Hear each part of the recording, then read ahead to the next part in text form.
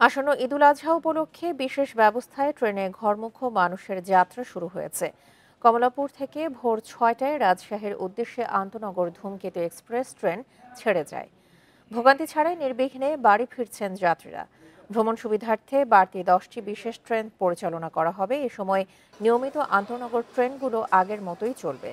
স্থগিত থাকবে আন্তনগর ট্রেনগুলোর day of. ঢাকায় কোরবানির পশু সরবরাহ স্বাভাবিক রাখতে ৩টি ক্যাটল স্পেশাল ট্রেন চালানো হবে। ঈদের আগে পরে ১০ দিন করে মোট ২০ দিন ট্রেনে সেলুন কার সংযোজন না করার নির্দেশ দিয়েছে রেলওয়ে। এদিকে ঈদের ছুটি শেষে ফেরার যাত্রায় ট্রেনের অগ্রিম টিকিট বিক্রি শুরু হয়েছে। আজ দেওয়া হয়েছে ১০ জুনের টিকিট।